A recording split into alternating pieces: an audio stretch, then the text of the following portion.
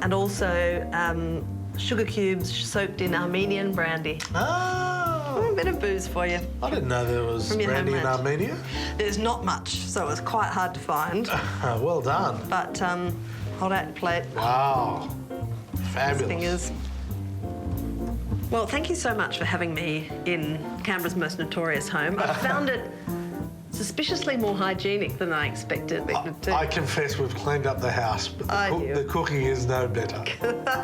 Well, here's to Brendan Nelson and his fire bucket. Ah, yes. And to your hospitality, Joe. Thank you. Thank you. Great, Annabelle. Wonderful.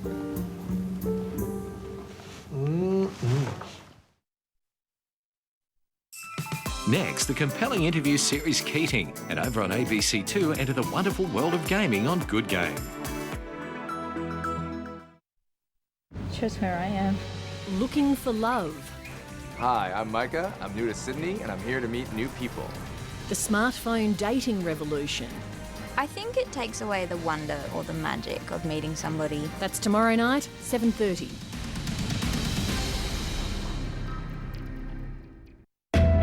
When tensions on the street are simmering. Go and control your dog. Go and control your boy. Get inside. How far would you go to protect the ones you love? You're right there, old fella. Dad, come on inside. Ernie Dingo. Yeah, keep walking. You should have shut that mouth of yours. In a performance that will shock you to your core. The Final. Dad! Redfern Now, Thursday, 8:30 on ABC1.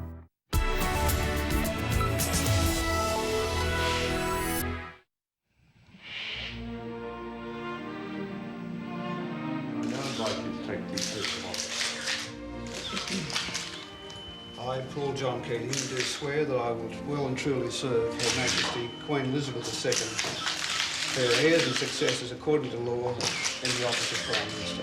So help me God. Paul Keating became Prime Minister in December 1991. In one sense at least, Jack Lang's advice that he didn't have a second to lose had served him well. He was just 47 years of age.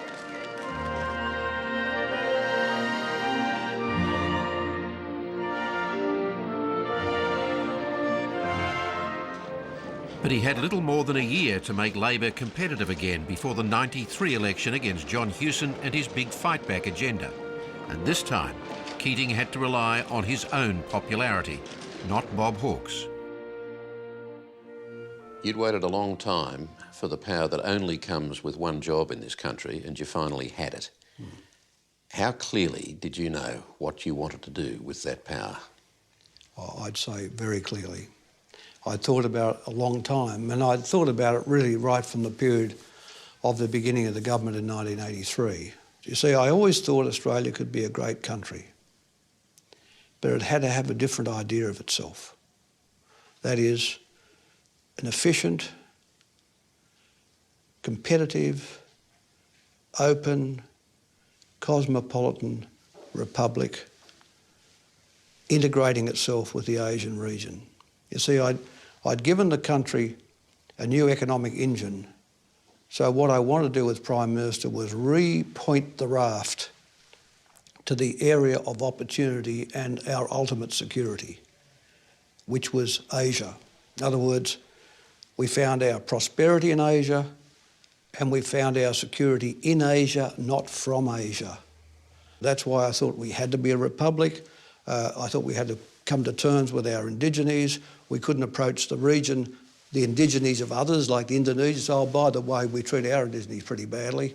You know, we're really just a European enclave, and that's what we intend to remain. So that was the approach I took, and that really governs the whole Prime Ministership.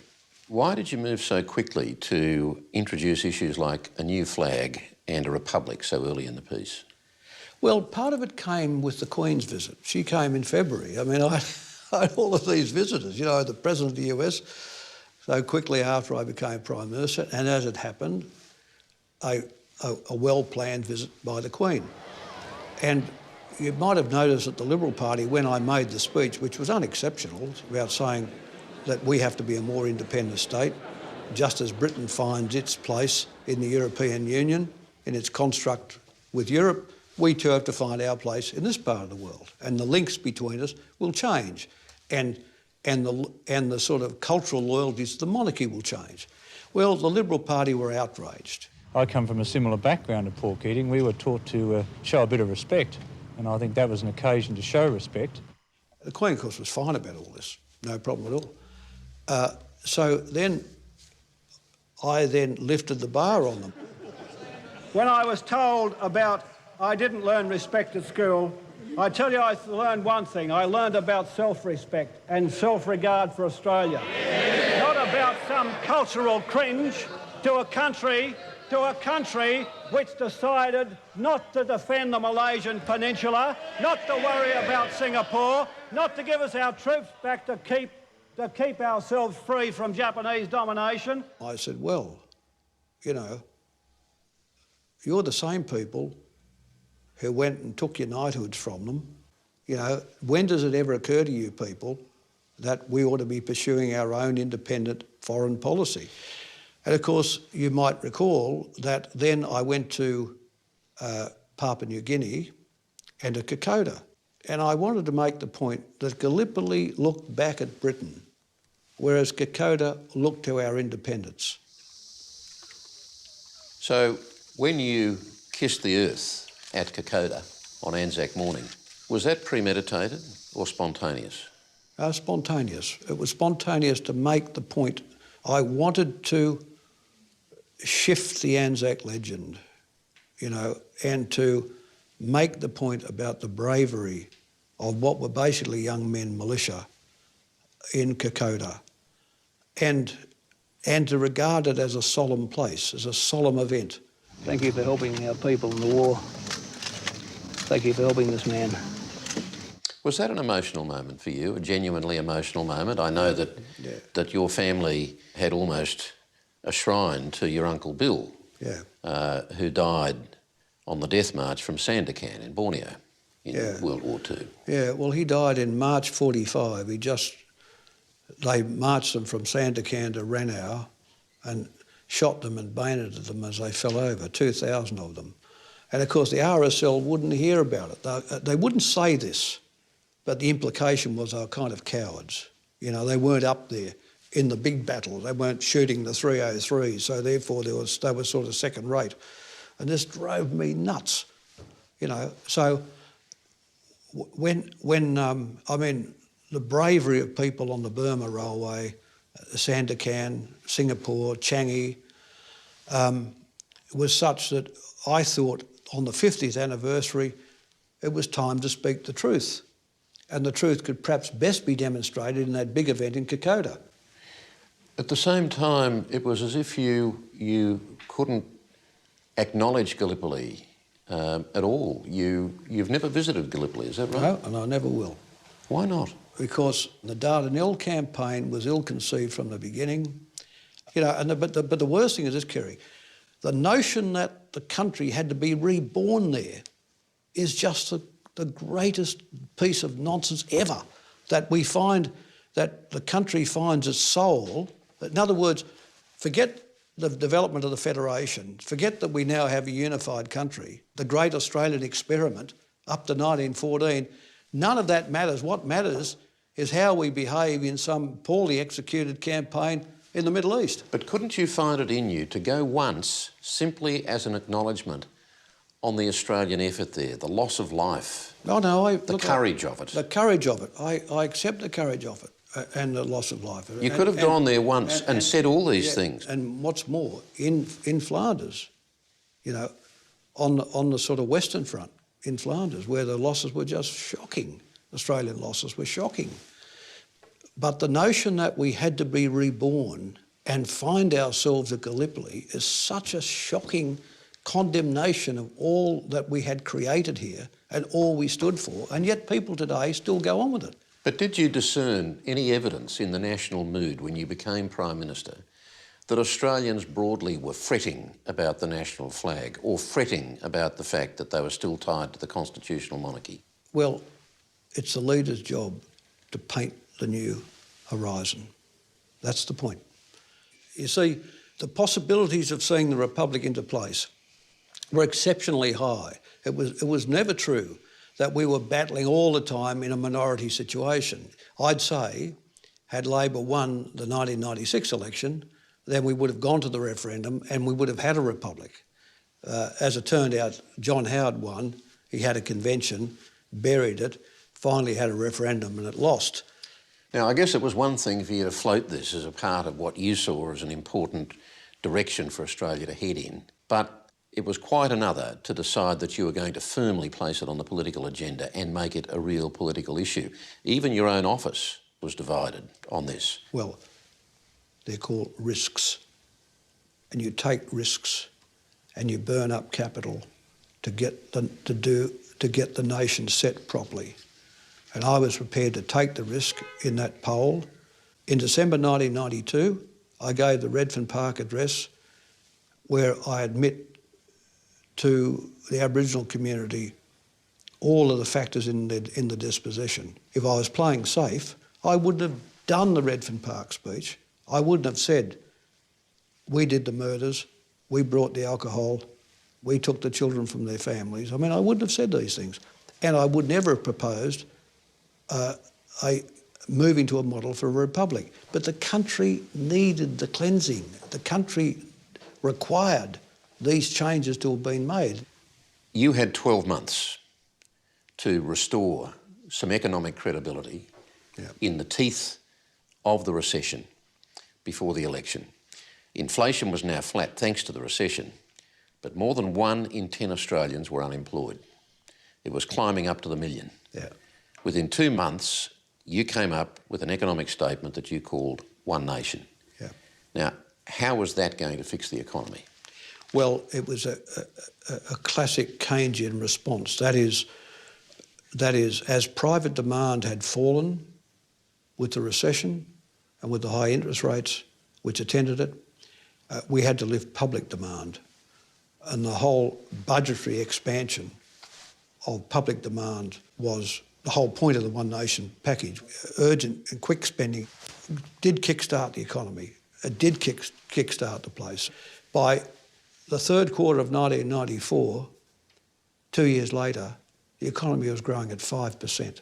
Ralph Willis was Treasurer when you became PM, but you decided to give the Treasury to your old friend and supporter, John Dawkins. Yeah. But you did seriously consider becoming Treasurer again, as well as Prime Minister. I did. Would that have really been possible? Chifley was both Prime Minister and Treasurer, and I had the whole structure of the country and all the fiscal and policy changes so sharply in my mind that I didn't need to climb any learning curves, so the management of the Treasury portfolio is something I could have done much more easily. Now, Don Russell, your closest advisor, talked you out of keeping the Treasury. Yeah. What was it that he said that persuaded you? Oh, I think he was tired too, you know, because he'd been private secretary during the big changes in the economy. Well, in the end, I took his advice. That's what really happened. I took his advice. One of your economic advisors at the start of One Nation apparently briefed senior officials within days of you becoming Prime Minister that the first goal of One Nation was to match John Hewson's middle income tax cut, the second was to promote recovery from the recession, and the third was to leave Hewson exposed with his GST.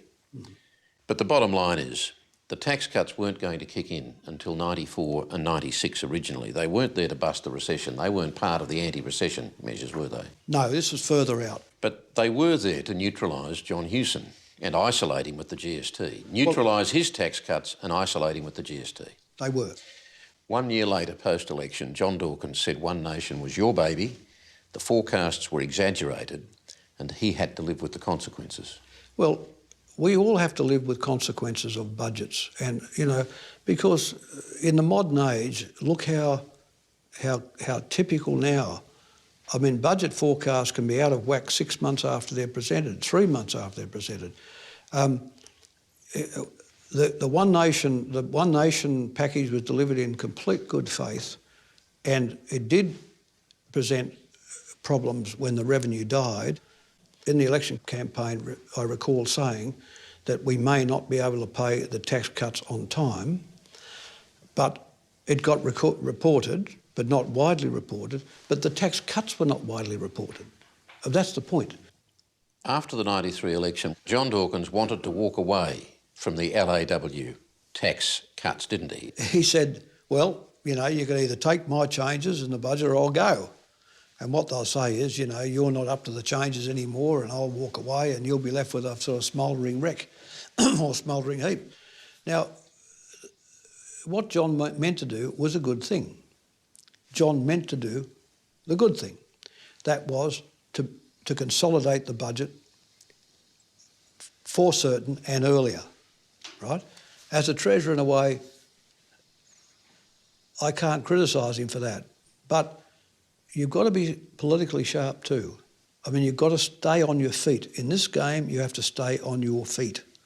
You've got to keep on punching. And therefore, if you shoot a big part of the strategy away, you're in trouble. So I said to him, look... In other words, if you're seen to renege on an election promise or a pre-election promise... Yeah, and particularly one, I'm quite happy to say, look, the revenue was overestimated.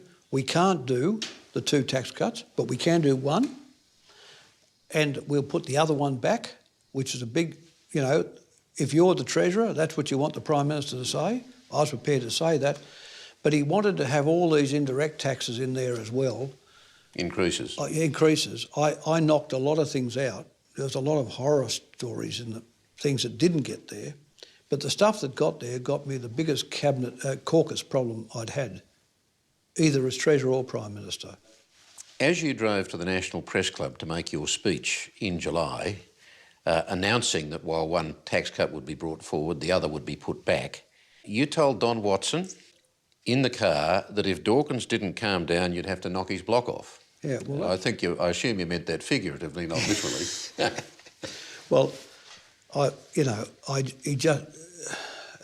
in the end, you do have to... I mean, this is the one thing Hawke had with me. I was always politically smart about the changes, right? Part of the success I think I had as Treasurer was not just getting these huge changes, but selling them, and selling in a way that the Prime Minister was happy with, you know, could live with, you know. And this is the great bond that Bob and I had all these years. He would let me, he would know that if he gave me a job, it would be all politically done and dusted, right?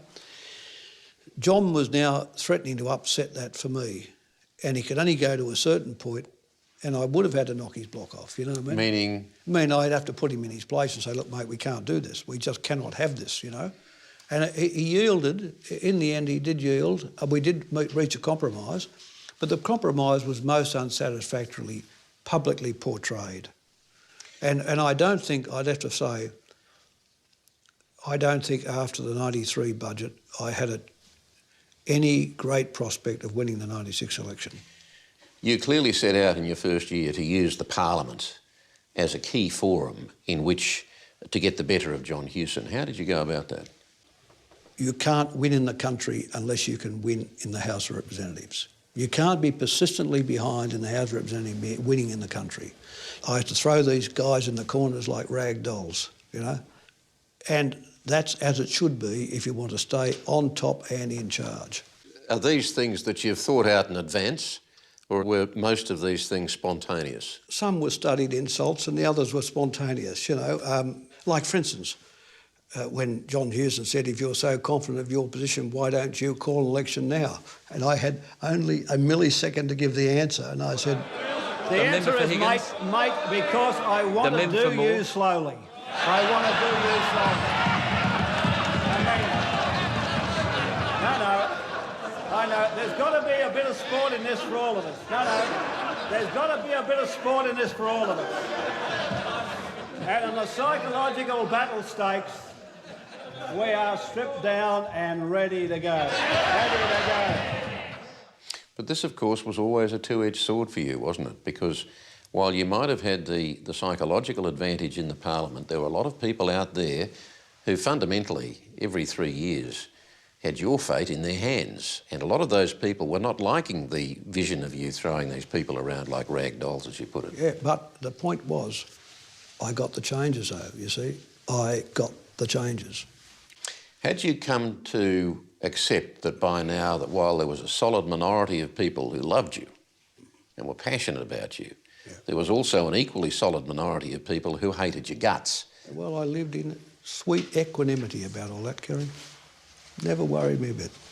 Doesn't today, didn't then, doesn't today. Shouldn't it worry a political leader if you've got such big divisions in the community about you? But they always, you know, in their hearts, a lot of people say, well, we could put a cross against this guy, but he does get the place changed, you see. So I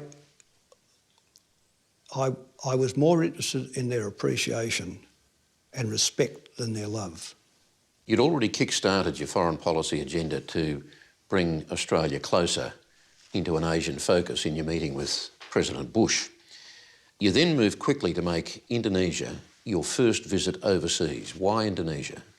Because I always believed Indonesia would in the end be the place of greatest strategic importance to Australia.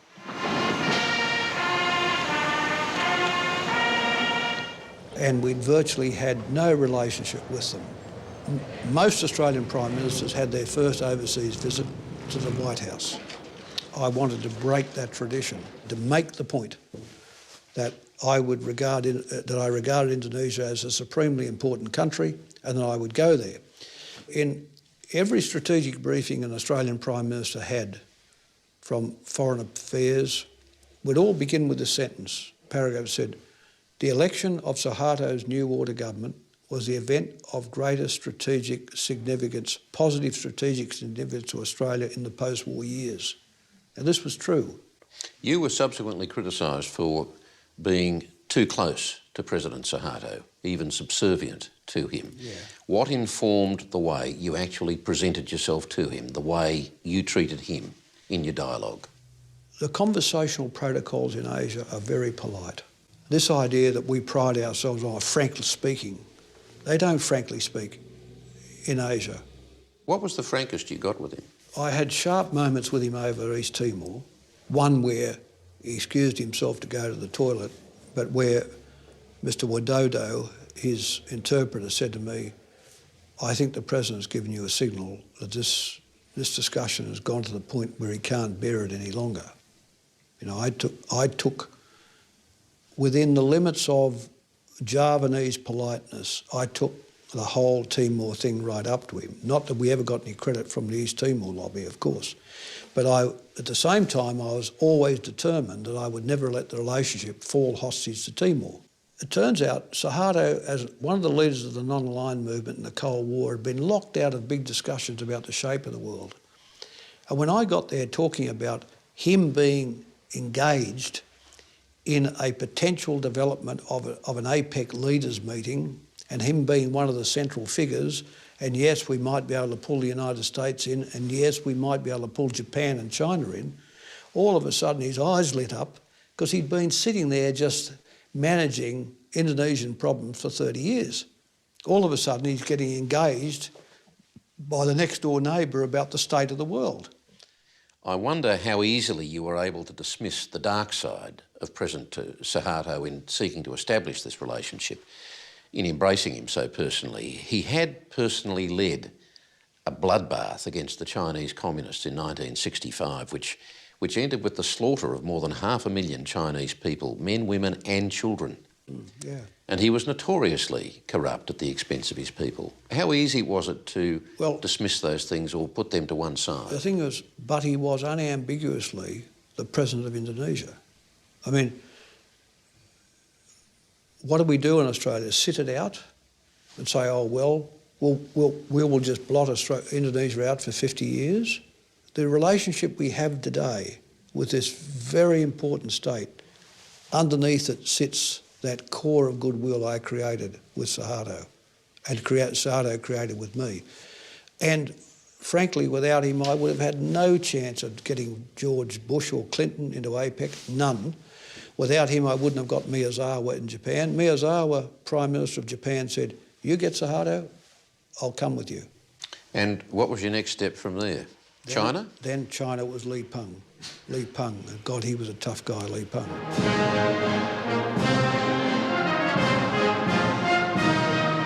he wasn't going to have a bar of it because of Hong Kong and Taiwan. But interestingly, at the dinner for that meeting, Lee Peng says to me, we won't be there. We won't be there. I said, listen, you'll be there. You'll be there. Because the Chinese leader's not used to be spoken to like this. You know, I said, what, the US president's going to be there, the Prime Minister of Japan's going to be there, the Prime Minister, but you're not going to be there? I said, you'll be there. Anyway, his wife says, Mr. Keating, please have some respect for my husband. He's just recuperating from a heart attack. So I got a rebuke from the wife. How did you react to that? Well, I had to shut up. I had to tone down. Anyway, my great friend Zhirong Ji helped me behind the scenes, and I got the Chinese. This was a remarkable change. You know, I mean, a little gift from Australian foreign policy to the rest of the world, certainly the Asia-Pacific world. But without Suharto, I would have had no chance. President Clinton gets elected at the end of '92, so you then have to switch him on to APEC. You've got a new American president. Yeah. How did that go? Well, it didn't go well for a while because he said, look, I've won the election on it's the economy's stupid, and I've attacked George Herbert Bush for his war in Iraq. I can't hardly then turn up a strategic body with you 8 months later, you know. Why? He wanted Americans to concentrate at home on their economy and not be running off to do foreign policy exploits. So he said, well, what about this for an idea? We'll have our first meeting in Seattle, the home of Boeing and Microsoft, and we'll paint the picture that it's jobs, jobs, jobs, and we're looking across the Pacific for trade. And we need a body to run the politics of the Pacific for trade and jobs. I said, Bill, if that's what you want to sell this, we're done. How did he strike you at a personal level? Charming is not a word, an adjective you apply to most people, but he was so charming. And it wouldn't matter if you were the guy on the door and he shook your hand and he grabbed your hand with both hands and looked into your eyes. He had that thing about him, you know. But he was also called Slick Willie. Did you see any of the Slick Willie in him? Yeah, it was a terrific brain, though, a terrific brain. He couldn't quite resist the intellectual opportunity of APEC, you know. I said, look, Bill, we're from a fraternal party. I'm doing all the legwork. I'm gifting this thing to you. You know, all you've got to do is big enough to take the gift. He loved that sort of political dirty talk. You know, he loved that political sort of dirty talk. What's talking dirty? In the case of when I was talking to Bill Clinton, how you go for the Republicans' throats, you know, how you go. I remember saying, Howard got the job. Someone in my office said, oh, you know, he's going to be very hard to beat. I said, you know what I'm going to do with him? I'm going to put an axe right in his chest and rip his ribs apart. That's what I mean by talking dirty. I mean, that's really a shorthand way of saying stripped of all of its veneer of respectability and polish, down at the core. This is what it's about. Coming back to domestic politics, in the middle of your first year, suddenly you're handed one of the biggest challenges I would think that a Prime Minister could have, certainly in the early stages of the job. The explosive issue of the High Court ruling on Mabo, which had enormous implications, both symbolically and legally. I worked on the Native Title Act personally in the Cabinet room for 7 to 8 months of 1993, you know, because it required the authority of a Prime Minister to make all the key decisions as you went down them. I could have been a complete lush and said, OK, Mr High Court, you want to make these brave decisions, you live with them. You do all the case law that follows. You decide who's got the title, what the title is, who hasn't got the title, you know, and you stop the states extinguishing it while you sit and think about it. I didn't do that. I didn't leave the High Court hanging on a limb, hanging outside. I embraced the High Court and built the great body of corporate and cultural law so that we actually had, we could say what the title was, who had it, who could get it, how you would get it, and how it would be protected. The Liberal Party would never have done Mabo. Houston called it a day of shame when the bill went through the Parliament. You know, that dreadful Tim Fisher wrung his hands about it and said, we will have mass extinguishments everywhere. I always believed in burning up the government's political capital, not being Mr Safe Guy, you know. I mean, the uplift that any political personality has and needs to do what is right and good. You know, what is right and good gives you the surge. And without the surge, what are you? You know, you're just sort of mucking around with tricky press statements and tricky appearances and doorstops. Tell me, how would your day start as Prime Minister? I'd be up about 6:30. By 8, I'd have the Sydney Morning Herald, the Age, the Australian and the Financial Review more or less read. I knew how to read it and read them quickly. I'd then speak to members of the staff in my office about things. I'd say, look, get me up a note on this, that and that. So I'd do this on 2 or 3 fronts, and then I'd go and turn on a bit of music, because what I wanted to do was then clear my head for the day. I mean, where am I?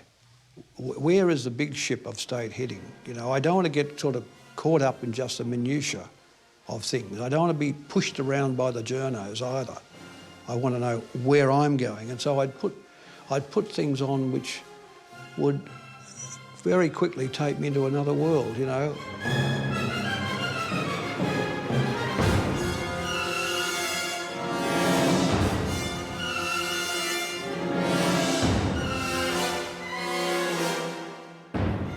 I would mostly spend 3 hours on a Saturday going through 3 or 4 symphonic works, and I'd be as high as a kite,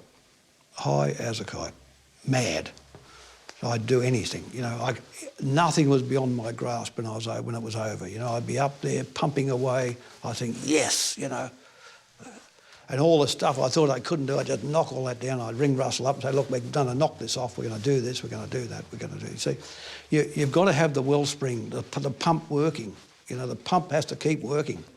A huge, real increase in efficiency and productivity. Whenever you put your hand in your pocket, Dr. Hewson's hand will be in there too. What was your most crucial strategy to win the 93 election? Well, I had the economy ticking over like a Swiss watch. It was ticking over at 3.5% growth. It had been up to 5. Yeah, but when you say you had it going like a Swiss watch, unemployment had gone past 1 million. Yeah, but it was 11.3%. It had gone back down then to what? I can't remember the exact number. It was still high. Still very high. Yeah, but more than 900,000. But growth had been restored well and truly. The stock market had hit a record, an all-time record. And as well as that, I'd set up, you know, the occupational universal superannuation system. Under Accord Mark 8, we had a new round of wage settlements going on, $44 or $50 for the next 4 years. That was $11 a week for people. You had John Hewson. You had a massive program that he had put together called Fight Back. Yeah. He'd made a lot of headway with that. He took some hits along the way, and he had to do a bit of a U-turn on the GST. But fundamentally, there was a sense of a fresh leader with a big plan, a vision. Yeah.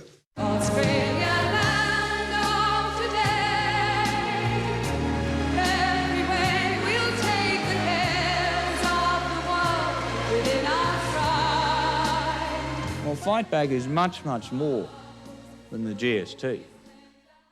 John Hewson was attacking, in November 92, nurses, teachers, renters, churches. And I said, he is going to have a go at the whole fabric of our country and give you a GST as well. So I said, you know, we have developed under the Labor Party a really genuine and good social democracy with strong economic growth and a good social wage. And while we had the recession, you may say, I'd said to the public, that we were responsible for the recession, but we will also get you out of it. In the end, were people voting for Paul Keating or were they voting against John Hewson? Probably both. Probably both, I'd say. They didn't like what the Tories had on offer, Thatcherism Mark II. But without the GST, for you to pin on them, they would have won that election, surely. I don't know. I can't say. I mean, my critics would say no. The Liberal Party would say no, I wouldn't have won without the GST. But I was pretty good at counterpunching. You know, I counterpunched this bloke almost senseless. Well, this is the sweetest victory of all.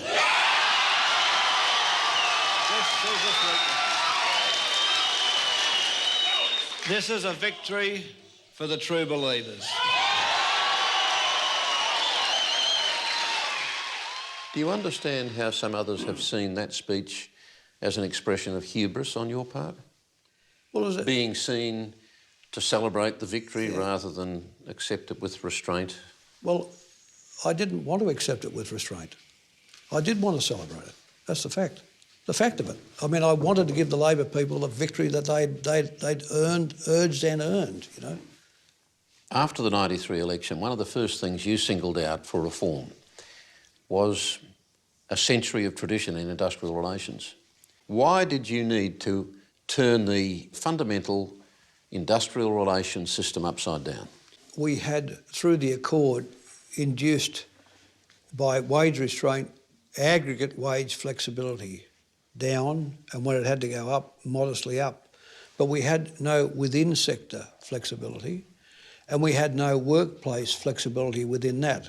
In other words, the really clever employee couldn't be rewarded because I just caught up in the average of everybody else. So the award system had become too unwieldy, too inflexible, too general. Too general. So you sought to decentralise the wages system, take it out of the traditional industrial relations court and put it more in the hands of enterprises, that is, the bosses and the workers of particular enterprises. That's it. Employees and union could do sensible things and make new agreements which would deliver more profitability to the business, and the business would pay them more. It took a few years to see the benefits coming through, but they were just gigantic. Now, you declared a new economic challenge and a social challenge, long-term unemployment.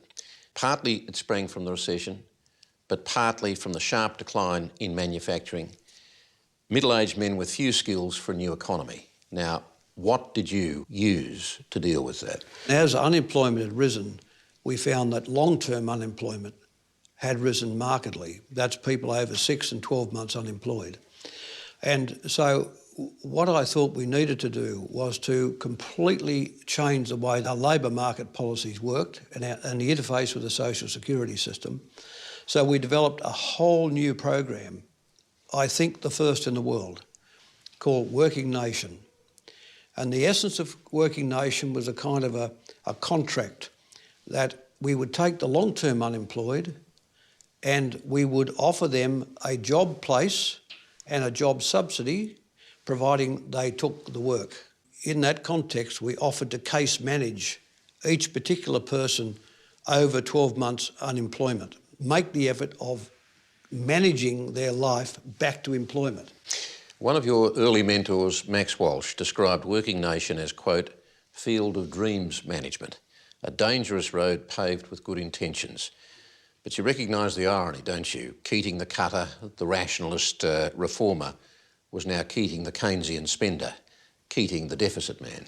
Well, more than that, Keating with a heart, with a Labor heart, I would say. You see, you can never expect the editor of the Financial Review to proselytise with a Labor heart.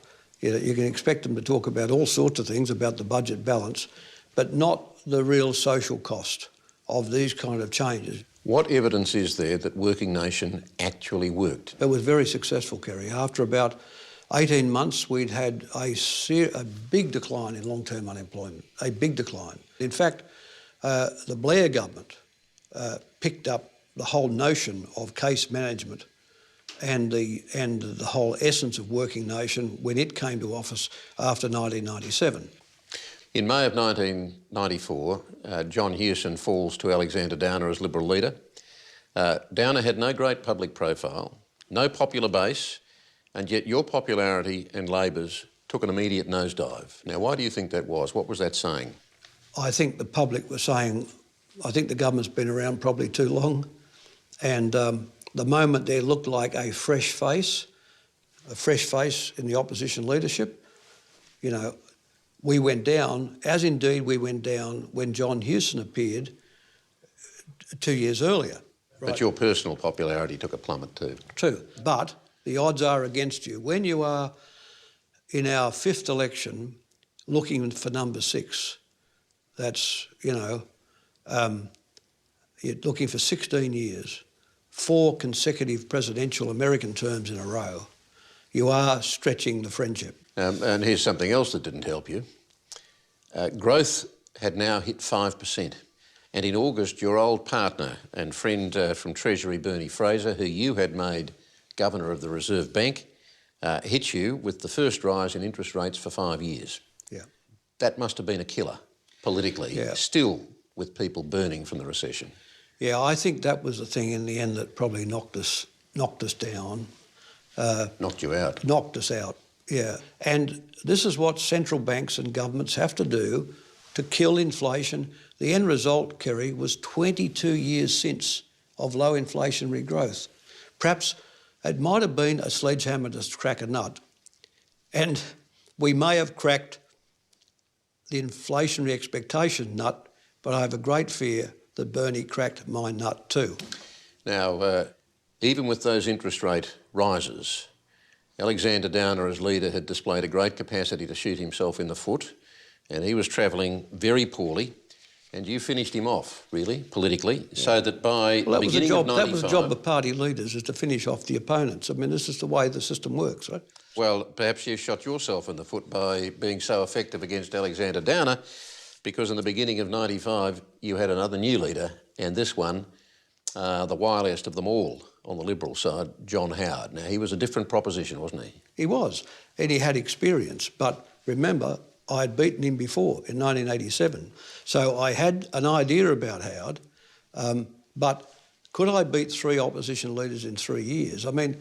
Well, he wasn't going to give you the openings that he might have given you in 87. No, but I mean, people expected me all the time, most particularly the Labor Party, to keep putting in these Bradman-like performances, knocking opposition leaders off. But trying to knock off 3 in 3 years is very hard to do. In his first week in the Parliament as leader, John Howard made clear what his strategy was going to be, and it was what he saw as your Achilles heel, that same economy. His first 2 questions were on interest rates and tax increases, followed by a rowdy censure motion on the economy. Our current account deficit is the worst in the Western world. Unemployment is stuck at over 8% and youth unemployment at 27%. Why shouldn't Australians feel that they have in fact enjoyed only 5 minutes of economic sunshine? Now, you've previously shown me your favourite newspaper headline from politics, and that was, Howard, my sums were wrong. That's it, 87. Yeah, 87. Well, the headline John Howard had framed came from that first parliamentary week in 95 after he'd become leader, and it said, round 1, the day Keating met his match. Well, I don't think he met my match, but as I say, his craven supporters in the press gallery did. Well, you see, you have 2 views. You like the headlines when they work for you. You don't like them when they work for others. Yes, but I'm changing the country. Who else was? Everything you say about John Howard suggests that you dislike him with a passion. Oh, yeah, look, I don't dislike John Howard personally. Let's be clear about that. That would surprise a lot of people. No, well, I don't. But he represented all that I stood against. He did represent a return to the mediocrity of the past, and that's what I stood against, not John Howard personally, because I would have preferred John Howard to a lot of coalition leaders, but what I stood against was his policies. I'm interested and surprised that you say you'd have preferred him to a lot of other coalition leaders, because... Yeah, well, because Howard is a worthy combatant. He was a combatant. And, that was the business we were in. Have you ever stopped to think about the parallels between you and John Howard? You both came out of working class backgrounds in Western Sydney, not far from each other, quite close, really. Both touched by family loss in world wars, both from a young age admired Winston Churchill as one of your idols, both strongly influenced by your father's politics, but ended up in diametrically different places politically. Yeah, we did, yeah. It's interesting how these things happen, but you see, you get a choice in public life. You can be on the side of the angels, That's the great body of working people, or you can be on the side of the others. The people with capital and position. And I wanted to lift 95% of the people up, not 5%. I didn't want to lift up Vaucluse and Bellevue Hill in Sydney or Toorak in Melbourne. Well, there's the other irony you did. A lot of rich people became a lot richer through your work. In a growth economy, that happens. But what I want to do, the hard thing, is to lift the 95% up and give them support, like access and equity in health with Medicare, access and equity in education, 9 kids in 10 completing year 12. It was 3 in 10 when we arrived. A universal superannuation scheme for everybody. This is what Labor governments do. And so Howard ended up on the side of preference and capital. I ended up on the side of working people. He ended up with significantly better support from middle-class Australia and battler Australia through his time as Prime Minister. That is immaterial to the main point. Was he on their side in lifting their incomes, and without the reforms of the Hawke and Keating governments would have ever happened? Have you ever thought about how much of your life was spent running on adrenaline through those years? Adrenaline charged, living on your nerves, being pumped up, running on such high-octane power? Oh, yeah. That's how you ran. Really all the time. Most of the time. I mean, sometimes I'd go off the pace and relax a bit, but the issues are the myriad issues every day. It just means your brain is engaged all the time. You just have to keep the adrenaline running. Otherwise, you can't do it. Did you come to have a little more respect and sympathy for what Bob Hawke had on his plate for those 9 years, even though you will say that he had you as Treasurer, but nonetheless, across that entire range of portfolios in the way you did, never being able to switch off? Yeah, he did have a different way of approaching the job to me. He put in very long hours. Oh, he did put in long hours, yes, indeed, he did. And he made it his business to be across every brief. He made a crossing, but the truth is, our two styles were different. His style was more to let ministers run their race and see it in the totality in a cabinet situation. Mine was probably to sort of champion more of the issues myself. From quite early in your Prime Ministership, you started to steer a very firm course to set up a security agreement between Australia and Indonesia, something the like of which had not been done before. How hard was it to pull that off, and what were you actually after?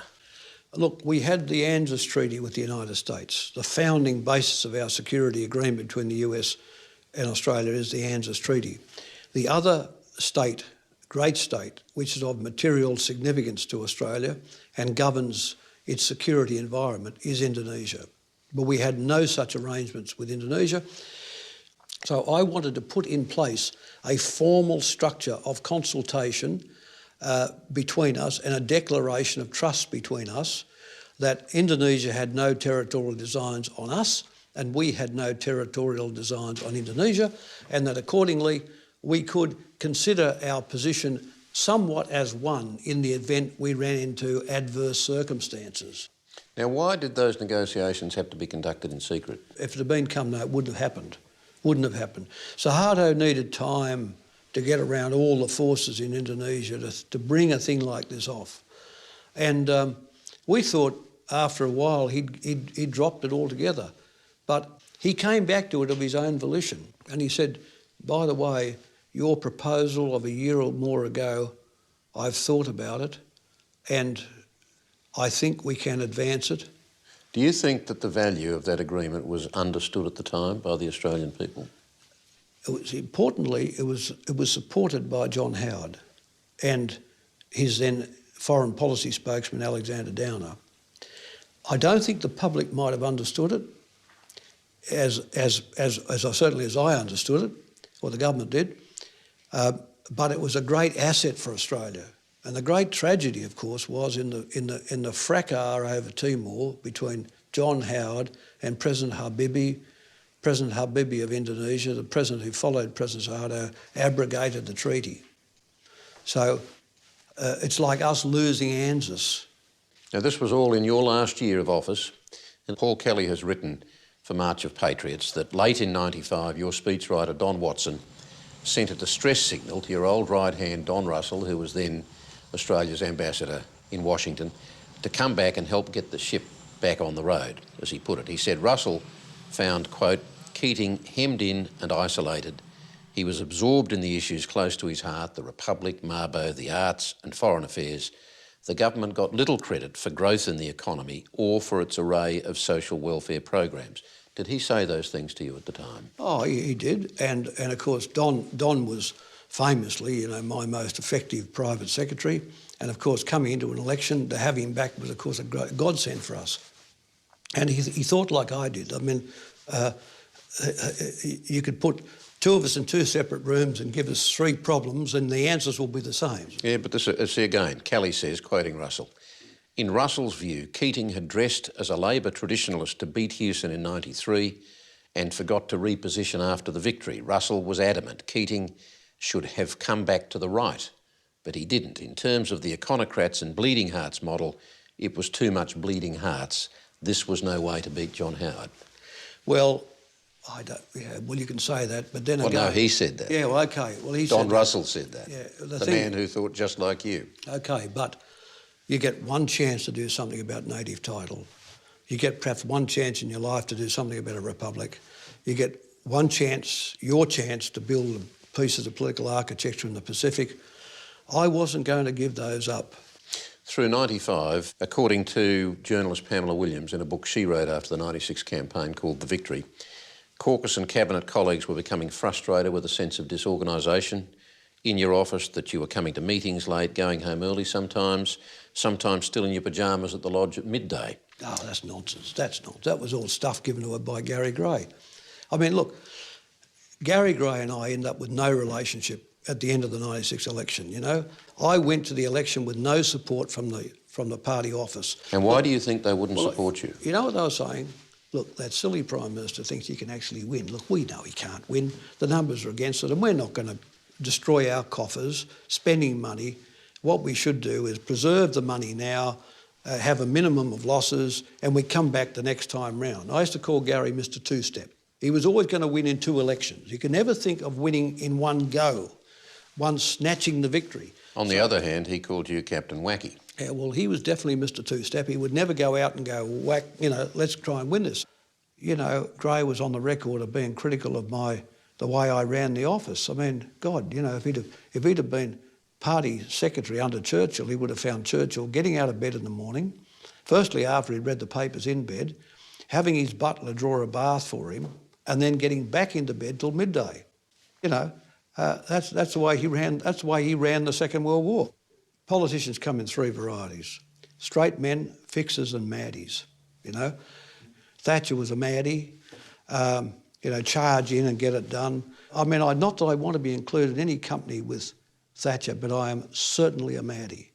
Absolutely. How conscious were you of what other people would have seen as your eccentricities? I couldn't have cared less about them, Mugs and hillbillies on life's long pathway. Going into the 96 election, what was your mood? Well, my mood was I knew I was up against it, but I always liked fighting one out and one back, so I was used to the positioning. Could I bridge the gap? And Howard gave them the line, I think we should be relaxed and comfortable, which was a clever line, and they said, yes, John, that's probably right. We're tired of Mr. Keating pushing us around, We're tired of that Mr. Keating pushing us around. I think it might have been stronger than that, Mr. Keating. Well, anyway, they're damn lucky Mr. Keating had been pushing them around for a decade and a half, Damn lucky. So, on election night, the figures are clear, you've lost the election. You've got to think about what you're going to go out and say as you step out into the arc lights to make your concession speech. How were you feeling? I'd been in public life a long time. I'd been both Treasurer and Prime Minister over a period of 13 years. Half of the time I'd spent in the House of Representatives, I'd been either Treasurer or Prime Minister, so I couldn't say I was robbed,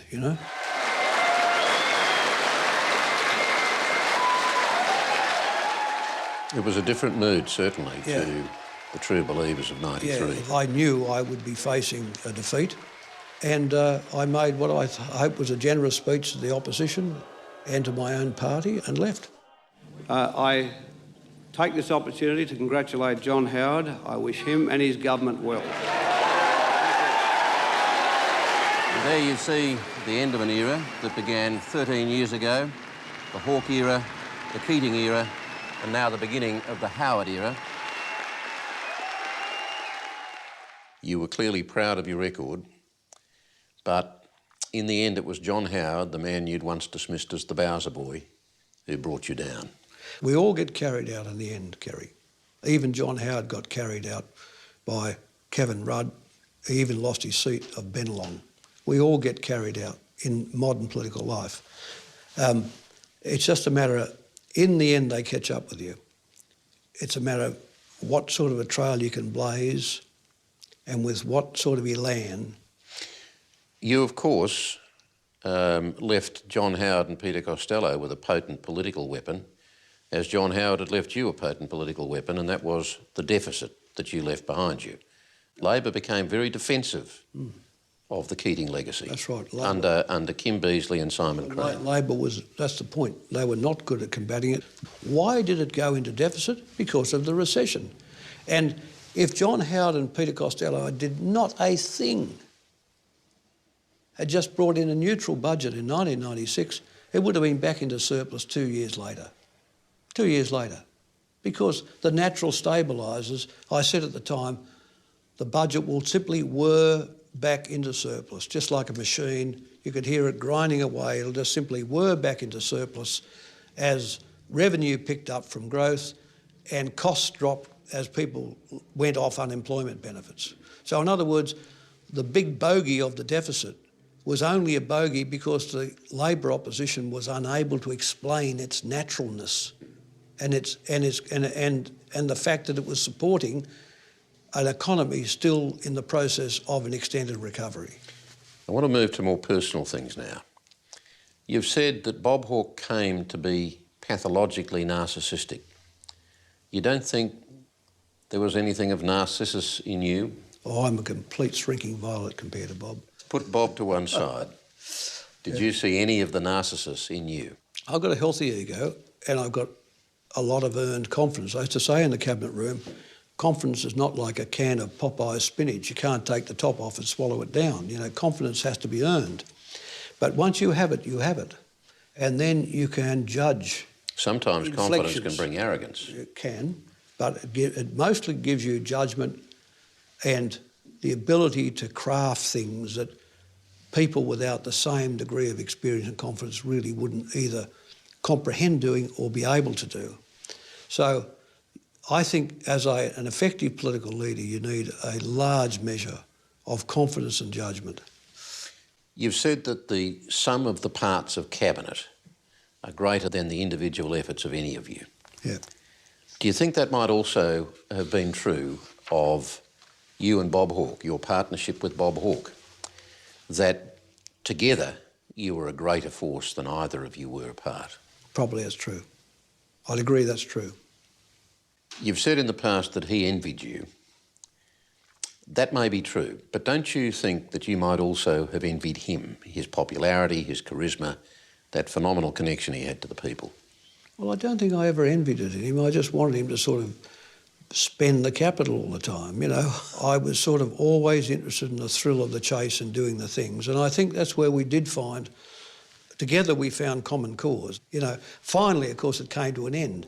But how many partnerships last 8.5 years? Not many. In these later years, you must have had moments where you've reflected on the personal cost in your life, the emotional cost to you and to those around you of taking on such an all-consuming pursuit. Yeah, well, those who love me and love me have paid a price being around me. There's no doubt about that. They all pay a price being around us in public life.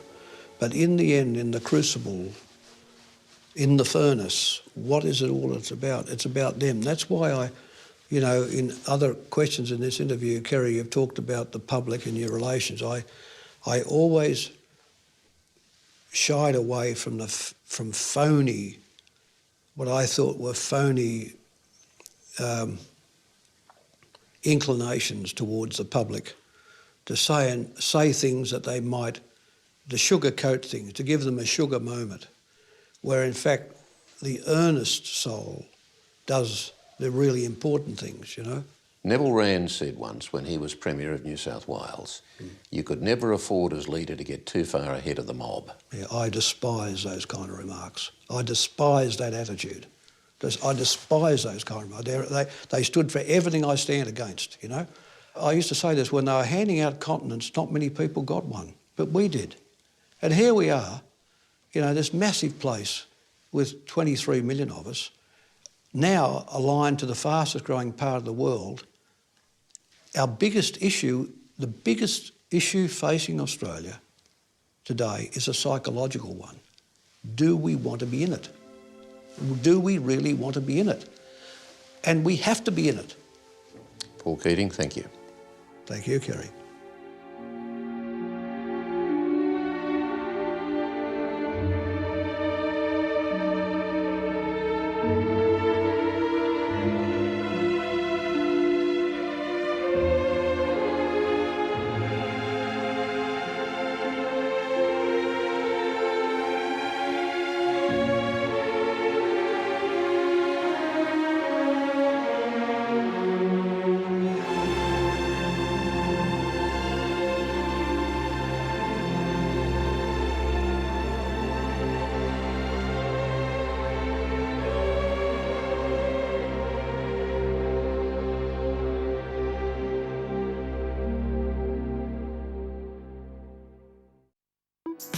Next, join Margaret and David at the movies. Then the book club panel take a look at J.K. Rowling's secret crime novel, The Cuckoo's Calling. And later, Late Line. The pressure is on for the final 6 as they hit the studio to be put through their paces. We're recording 2 tracks to go onto an album that's being sold around the country. Who's got the chops Let's just do it. to come out on top? Sing higher. It's just a bit overwhelming, I think. Exhumed, Thursday at 8, ABC 1. Celebrate with wonderful gift ideas. There's the Miss Fisher Series 2 Part 1 DVD.